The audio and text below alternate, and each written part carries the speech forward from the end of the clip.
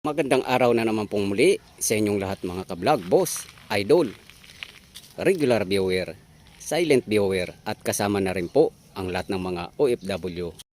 Ang gagawin ko po ngayon ay mag-a-arrange na naman po ako ng electrical parts dito sa cabinet ko.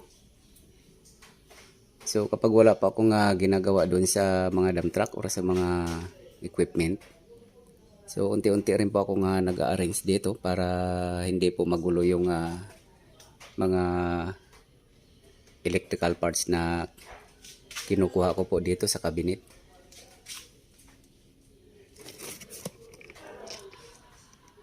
So kapag medyo hindi po naka-organize kasi yung mga gamit ay napakahirap po hanapin at matagal po maghalongkat, kaya kailangan medyo naka-organize po yung mga gamit dito.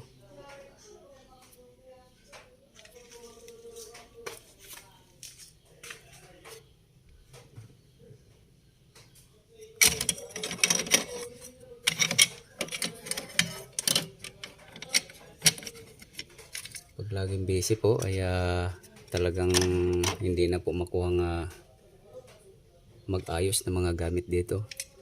Bihira na po magkaroon ng time sa pag-a-arrange ng mga kagamitan. Kuha na lang po ng kuha, wala na po sa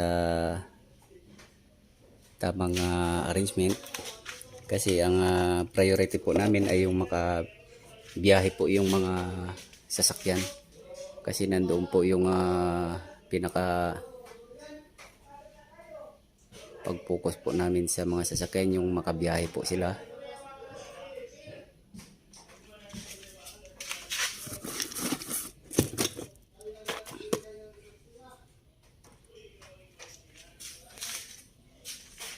So yung mga luma pong mga gamit ay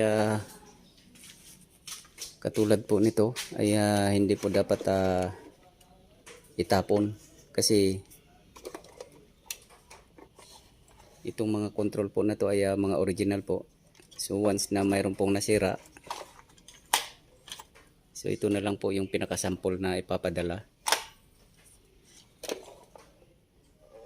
Kasi kung magbabaklas pa po ng controls, kung sakaling mga controls yung sira, so matatagalan po. Kaya ito pong mga sirang mga controls ng ginagamit po sa sasakyan ay tinatabi ko po, para pag in case po na magkaroon po ng sira yung isang sasakyan or dump truck, so kukuha na lang po ako ng sample dito. Yung po ang ipapadala namin para gagawin pong sample sa piyesa na bibilhin.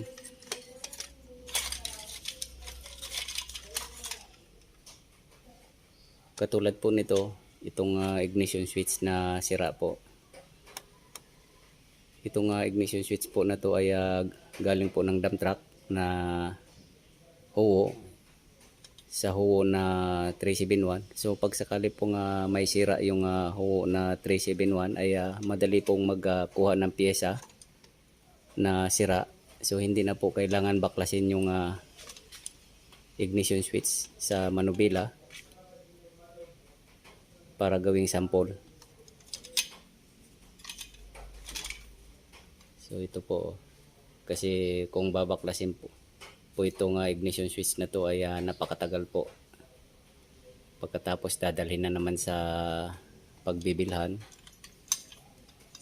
kung saan may available. Kung halimbawa po nandito po kami sa Bicol, pag minsan po bibili ng pyesa, dadalhin pa po sa Maynila, doon pa po mag-order at kailangan po ng sample.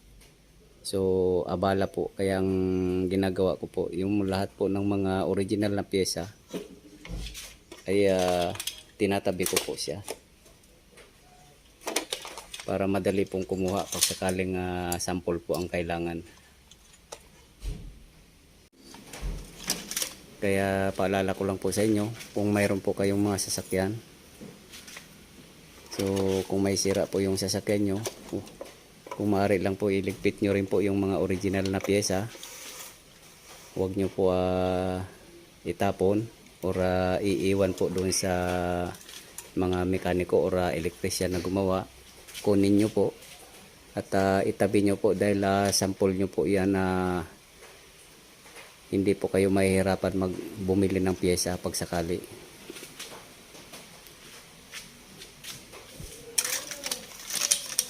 So ayan po yung mga sirang pyesa.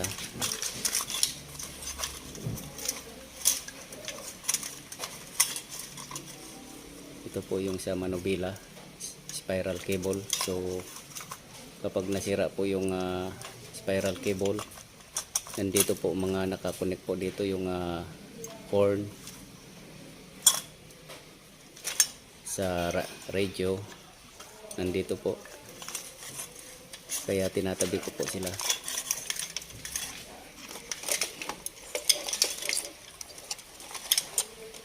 So ito naman po yung electronic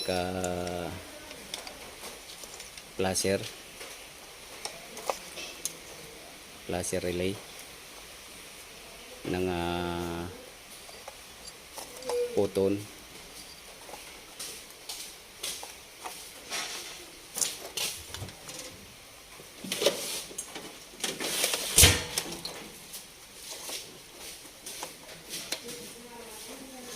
So ayan po, wag po natin na itapon yung mga pyesa po na mga original. So ganun po yung mga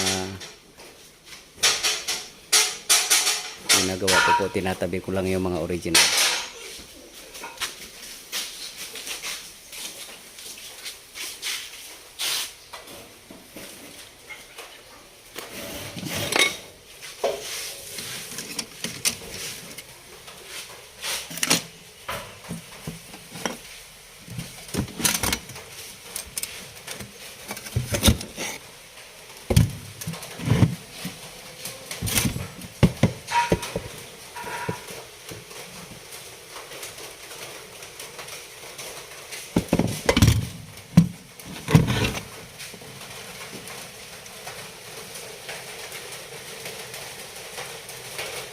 Ito naman po yung mga headlight switch ng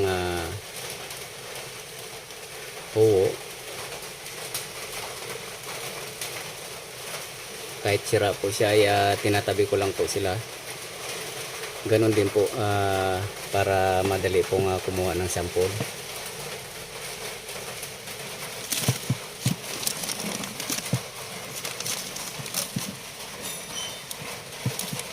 Kahit sa mga relay po ay mayroon po iba't ibang klaseng relay po, kasi kailangan din po natin itabi para makuha rin po natin yung tamang specification po.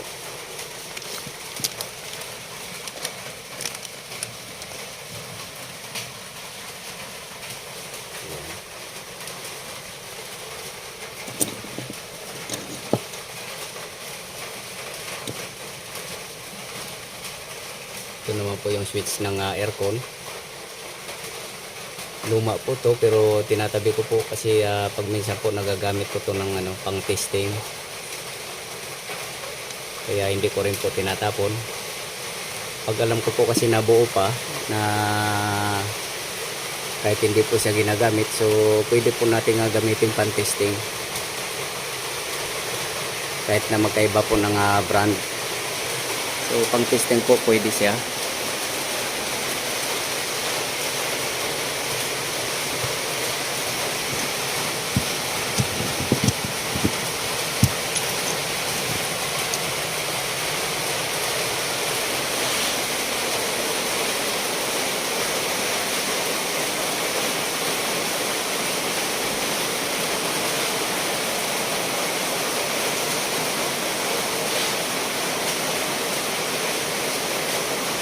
So yung parts naman po dito sa kabila ay para naman po sa mga mechanical, sa mga under chassis at saka sa engine. So ayan naman po yung mga pyesa.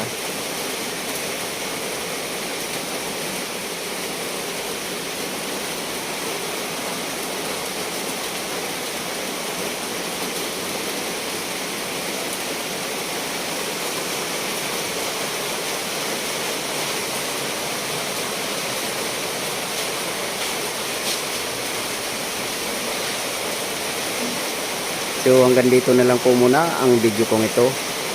Please like, subscribe na lang po and hit notification bell para sa susunod na mga video. God bless all po.